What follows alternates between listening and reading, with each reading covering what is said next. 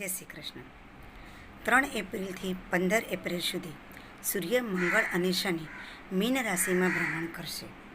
જળ તત્વમાં અગ્નિ, વાયુ અને પૃથ્વી 3 ગ્રહોની અહીં યુતિ થઈ અને ભ્રમણ કરશે. શું ફળ આપશે? તો પહેલાં તો આપણે શનિને લગતું જાણીએ. તો શનિ છે એ હંમેશા તેની અસરો છોડે છે. મંગળ છે એ જનુની છે અને સૂર્ય હંમેશા તેનો પ્રભાવ આપીને જાય છે. સૂર્ય એટલે સરકારી ક્ષેત્ર, રાજકારણ, જીવન જરૂરિયાત ચીજ વસ્તુઓ, ગૃહ ઉદ્યોગો તેને લગતું. મંગળ એટલે યુદ્ધ, સૈન્ય, શસ્ત્ર સરંજામ, મેડિકલ તેમજ કેમિકલ, અગ્નિદાહક પદાર્થો.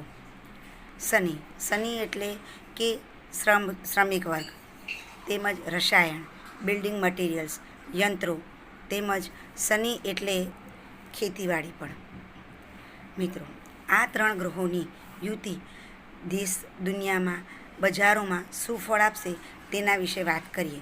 તો હમણાં જ આપણે જોયું કે સૂર્ય એ સોનાનો કારક છે. એ જ્યારે રાહુ જોડે હતો ત્યારે સોનાને ભ્રમિત કરી દીધું, એટલે કે આપણને ભ્રમમાં નાખી દીધું સોના ચાંદીનું. શું ભાવ વધ્યા, શું ભાવ ઘટ્યા. રાહુ છે એ ભ્રમિત કરનારો ગ્રહ છે.